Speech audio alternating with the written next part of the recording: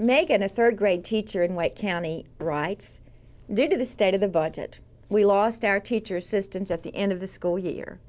Now, to some, this might seem like a petty complaint, but to teachers and parents and kids, this was a huge blow to education. While I lost my own assistant, Megan said, at the same time, I know I'm going to have the largest class size I've ever taught in 7 years. It's really disappointing that North Carolina would consider such drastic measures that really do impact our future. Well, Megan, there were no easy answers this year for North Carolina's toughest budget challenge since the Great Depression, maybe even as tough as what happened in the Great Depression. One of my priorities going into the budget fight was that we have to shield as much as possible North Carolina's public school system from massive cuts. And there were all kinds of budget proposals put out there.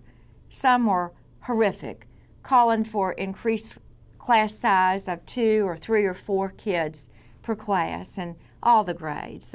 Some call for no revenue increases at all. This would have been awful.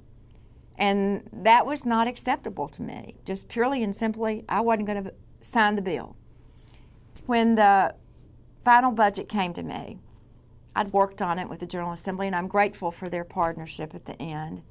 I'm a realist. I knew that budget was far from perfect, although it had some really better improvements in it.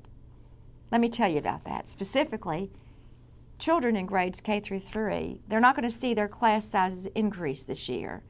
And K through 3 teachers and teachers' assistants are protected in this year's budget. Now, since the budget passed, several districts across North Carolina have announced that they're going to be rehiring many of the teachers and the educators that they previously said they were laying off.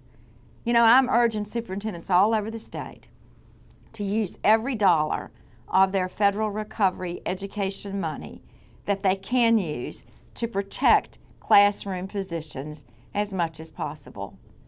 The future of North Carolina literally depends